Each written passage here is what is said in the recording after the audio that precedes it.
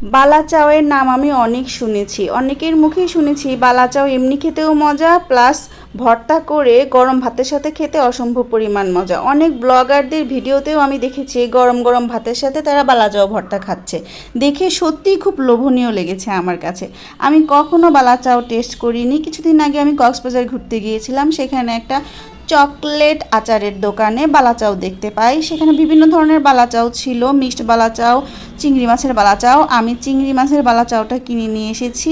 আজকে first time ভর্তা করেছি শুকনা মরিচ কাঁচা পেঁয়াজ দিয়ে। এর আগে কখনো আমি খাইনি, বিশ্বাস করবেন না, ফার্স্ট টাইম খেয়ে আমার অসম্ভব পরিমাণ ভালো লেগেছে, ঠিক কক্সবাজার হোটেলে শুটকি ভর্তার মতো লেগেছে। আম কাঁঠালের সিজনে কাঁঠালের চাইতেও আমার এই কাঁঠালের বিচি ভর্তা খেতে সবচাইতে বেশি মজা লাগে। আমার মতো আর কে কে আছেন যার এরকম কাঁঠালের বিচি ভর্তা অনেক পছন্দ? আমি এখানে কয়েকটা কাঁঠালের বিচি নিয়েছি, এগুলো আমি ভাতের মধ্যে দিয়ে সিদ্ধ করে নিয়েছি। আপনারা আলাদাভাবে ওটাকে সিদ্ধ করতে পারেন। অনেকে উপরের ওই লাল খোসাটাকে ফেলে দেয়, আমি লাল খোসা সহই সিদ্ধ করেছি। এটা সহ ভর্তা করলে খুব একটা খারাপ লাগে না, মানে বোঝাই যায় না, খেতে ভালোই লাগে। এরপর কিছু পেঁয়াজ আর কাঁচামরিচ কুচি করে কেটে সেটাকে তেলে ভেজে নিয়েছি। আর এই ভাজা পেঁয়াজ মরিচের সাথে সামান্য একটু লবণ, মানে স্বাদ মতো লবণ দিয়ে সিদ্ধ কাঁঠালের বিচিগুলোকে ভালোভাবে চটকিয়ে সেটাকে ভালোভাবে মিক্সড করে নিলেই ব্যাস পারফেক্ট কাঁঠালের বিচি ভর্তা রেডি। গরম গরম ভাতের সাথে খেতে কী যে মজা, না খেলে আপনারা কেউ বুঝতেই পারবেন না। মাঝে মাঝে কিছু কমন জিনিস একটু আনকমনভাবে খেতে ভালোই লাগে। এই যে দেখেন ডিম, কতভাবে খাওয়া যায়। ডিম ভাজি, ডিম পোস্ট, ডিম ভর্তা, ডিম দিয়ে আরও কত কিছু তৈরি করা যায়, পিঠা। অনেকে তো দেখি ডিম দিয়ে পায়েসও তৈরি করে খায়।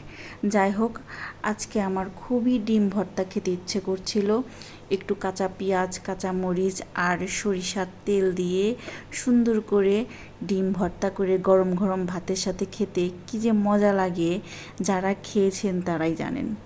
মিষ্টি কুমড়ার তরকারি, মিষ্টি কুমড়া ভাজি, এগুলো কিন্তু অনেক সময়ই বাসায় তৈরি করা হয়, মোটামুটি সচরাচর সব সময়ই খাওয়া হয়। কিন্তু মিষ্টি কুমড়ার ভর্তা কিন্তু খুব একটা খাওয়া হয় না, অ্যাটলিস্ট আমার অন্তত খুব একটা খাওয়া হয় না। কিন্তু মিষ্টি কুমড়ার ভর্তাটা কিন্তু খেতে অনেক মজা লাগে।